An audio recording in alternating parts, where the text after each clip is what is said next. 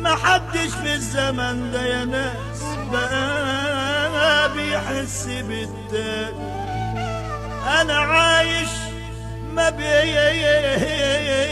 الناس وحاسس اني وحداني. زماني خلاص ما راح مني، وليه الناس ما راح مني؟ ادور على اللي راح مني واتوه وارجع بأحزاني. عيني عليك يا دي المسكي، ومين يشعر بجرحك؟ مين يا عيني؟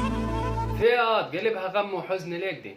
تعبان يا ابوي من كلام الناس، وانت مالك امال كلام الناس؟ ما تخليك في حالك وتفتكر الناس هتسيبني في حالي. طب اسمع كده، اسمع ده واحكم انت. في ناس تحسب يوميتك وشهرك بيصفي كام، نسيوا انك سايب بيتك ونورك زي ظلام. في ناس تحسب يوميتك شهرك بيصفي كام، نسيوا انك سايب بيتك ونورك زي ظلام. قال يا ناس سيبونا في حالنا، يا ناس مالكم ومالنا، يا ناس سيبونا في حالنا، يا ناس مالكم ومالنا. لو جيت وشفت احوالنا هتغيروا الكلام. سمعت يا ابوي؟ يا راجل ده بيحسب يوميتي ودخل في الشهر كام. دول باصين على اللي داخل ومش باصين على مصاريفي في الشهر كام.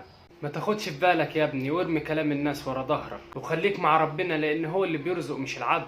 وبص على العصافير اللي ما عندهاش مخازن اكل ومع ذلك ربنا بيرزقها كل يوم بالاكل. اوعى تزعل من كلام الناس، ده مفيش حد رزقه على حد ومفيش اطول من السيرة. وتعالى سمعك حاجة تريحك. تعال. ايه اللي اطول من العمر؟ غير الذكرى ويا السيرة.